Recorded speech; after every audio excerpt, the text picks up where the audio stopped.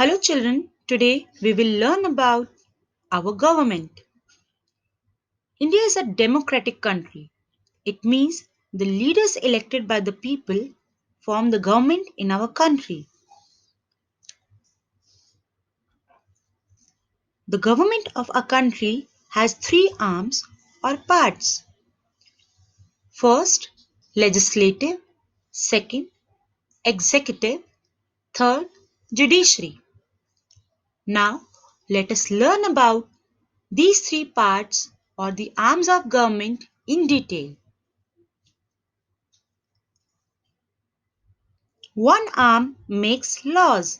It is called the legislature. The second arm runs the country according to these laws. This arm is called executive.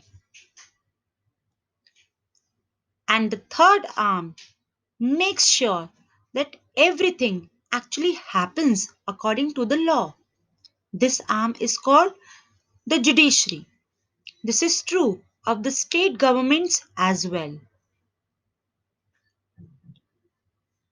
Look at this picture.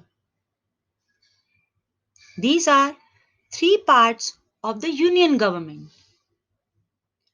Parliament is also called the union legislature. Now we are going to learn about the union legislature in detail. The union legislature or the law-making body for the whole country is the parliament. Let me tell you here, to legislate means to make laws.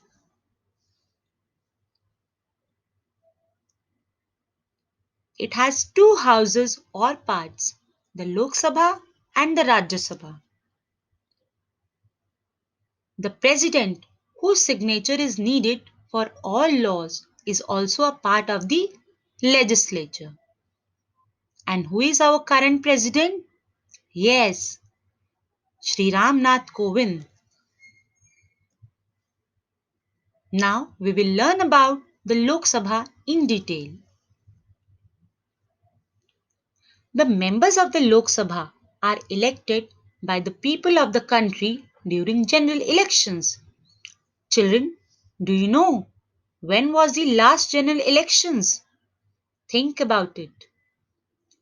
Any Indian who is 18 or older can vote in these elections. The general elections are held every 5 years. For the elections, the country is divided into many areas called the constituencies.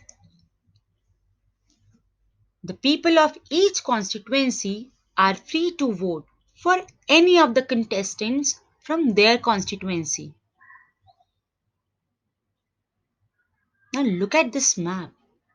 You must have got the answer of that question which I asked in the previous slide. Yes, last general elections were held in 2019.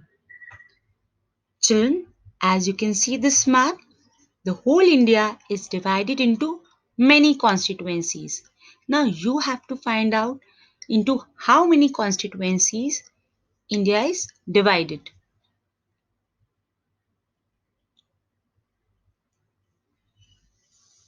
Have a look on Delhi's map. Delhi is divided into 7 constituencies. Let us see. First one is Chandni Chowk.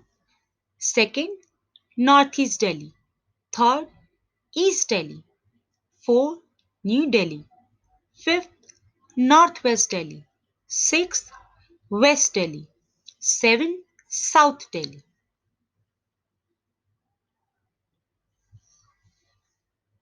Any Indian who is 25 or older can be a contestant. Those who contest belong to some party. The contestant who gets the greatest number of votes from a constituency gets elected to the Lok Sabha from that constituency. Now, let us learn about the Rajya Sabha. The members of the Rajya Sabha are not elected directly by the people. Then you must be wondering who elects them? They are elected by the legislative assemblies of the states and the union territories of Delhi and Puducherry. Remember, only the union territories of Delhi and Puducherry. In addition, 12 members are appointed by the president. They are people who are well known in their fields of work such as art, literature, sports, and social work. You know that the members of the Rajya Sabha are not elected for 5 years, they are elected for 6 years. One third of them retire every 2 years and new members are elected. Do you know what does the parliament does? Let me tell you the functions of the parliament or the union legislature. The most important function of the parliament is to make, change, and remove laws. It decides the taxes that people have to pay. It decides the amount of money that the government will spend in a year. It also discusses the problems of the people and the relations of our country with other countries.